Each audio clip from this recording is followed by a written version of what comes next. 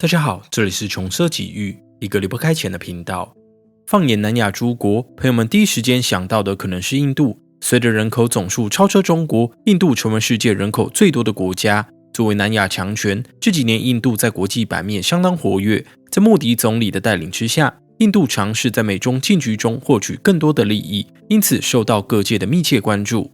然而在这片广阔的区域，却藏着一个神秘的国家。这个国家很少受到国际关注，不仅存在感薄弱，人们对他们的印象也往往偏离现实，而那就是本期影片的主角——南亚第二大经济体孟加拉。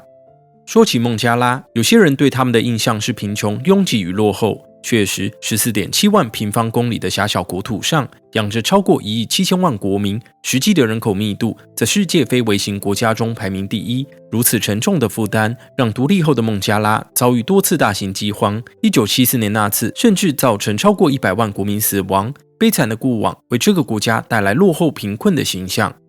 然而时间来到当前，孟加拉似乎即将从硝烟中站起。统计报告显示，在过去10多年间，孟加拉始终是世界成长最快的经济体之一，不仅 GDP 年均成长达到7个百分点，在过去30年内更没有任何一年呈现衰退。而在民间社会广泛的数位化进程，加上基建的铺设，也大幅改善孟加拉人民的生活。这似乎验证了一句话：蹲得越低就跳得越高。本期影片就来聊聊关于孟加拉不为人知的那些事实。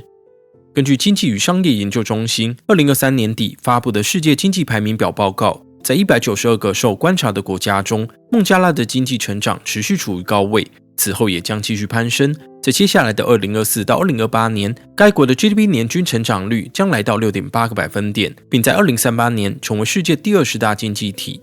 尽管该国经购买力评价调整后的人均 GDP 落在8673美元，仍处于中低收入国家，但考量到该国庞大的人口数量，这份数据仍一定程度被拉低，并不难理解。如果以整体国家发展的角度来看，孟加拉经济成长增速不容忽视。亚洲开发银行在2019年亚洲发展展望中指出，孟加拉在该财年实现了亚太经济体中最高的成长速度。按照当前的趋势研判，印度将在不久后的2032年挤下德国与日本，成为世界第3大经济体。搭配上孟加拉的凶猛成长，由此可推测，南亚地区即将成为国际势力重要的部署重点。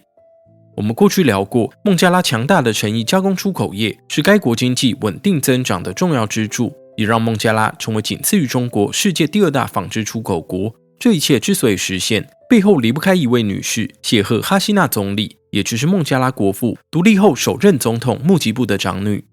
虽然父亲贵为开国之父，但现任总理哈希娜掌权之路却充满坎坷。1975年8月15日，那是一个闷热的日子。就在这天，孟加拉遭遇了巨变，该国军方发起了一场流血政变，穆吉布与亲属共15人在首都达卡被残忍杀害。军政府之后夺得政权，当时的哈希娜因为人在西德而幸免于难。虽然父亲被杀，政权被夺，但哈希娜并未放弃祖国。他回国后投身政治运动，在1981年出任人民联盟的主席，与埃尔沙德军政府展开斗争。经过10多年的努力，哈希娜在1996年当选孟加拉总理，并联合制定了以国家纺织业为主轴的经济策略。在政府的带领下，纺织领域成为孟加拉的成长引擎，有效利用该国丰沛的劳动力，化为 GDP 成长的动能。而连续掌权超过20年的哈希娜本人，也成为世界最有权势的女性之一。然而，在亮眼的经济成长背后，孟加拉社会的真实面貌却并非总像数字表现的那么光鲜亮丽。作为一个拥有悠久历史的国家，当前孟加拉这片土地自石器时代就有人类活动的迹象。到了西元前，已有水稻种植的农业社会。时间来到9世纪，这片土地上出现了统一的封建国家。到了16世纪，孟加拉已发展成南亚次大陆上人口最稠密、经济最发达的地区。然而之后的大殖民时代，欧洲列强远征南亚，孟加拉与现今的印度一同受到英国殖民，并被殖民政府分割成东西2个部分。之后东西两半部分分合合，一直要来到20世纪下半叶，孟加拉才盼来独立的契机。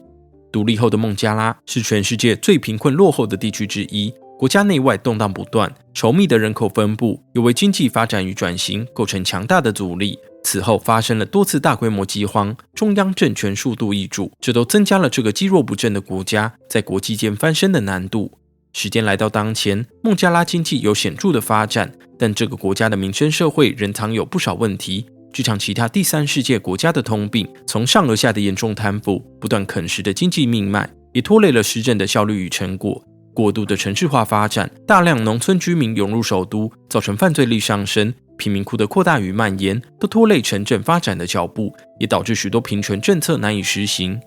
与邻近的印度相同，孟加拉的女权困境始终受到国际批评，不仅阻碍了国家的进度，更导致多达一半的人口很难完整参与到劳动投入。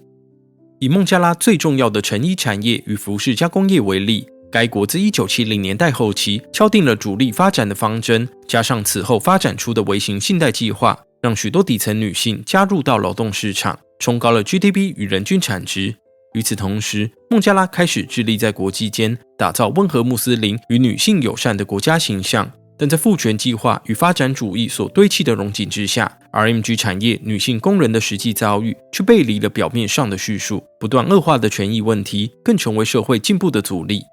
有研究显示，经济进步要能拉抬人民生活水准，才是可持续性的发展，而这点在亚洲地区尤其重要。简单来说，经济发展带来的成果要能扩展到国家基建、人民教育、医疗卫生与其他领域，才能真正消减贫困人口，拉高劳动力价值，并让整个国家踏上实际进步的道路。回到孟加拉本身，虽然该国经过一段时间的努力，在初级教育普及化有了显著的成长，但中等以上学校的入学率仍远低于其他国家。以2018年的数据来看，孟加拉中等教育入学率仅刚过60%，相比之下，南韩有96%，就连东南亚的泰国也有80%。而在技术与职业教育项目上，孟加拉的入学率只有3个百分点，只达到泰国与马来西亚的一半，更远远落后给南韩的1.5%。虽然许多民生层面有待发展，但孟加拉的整体经济仍有值得期待之处。毕竟这个国家独立的晚，又才刚撑过内外混乱的时期，起步较晚，起点较低，赋予该国未来很大的不确定性。如果持续往好的方向发展，很可能在印度之后成为第二个来自南亚的经济强权。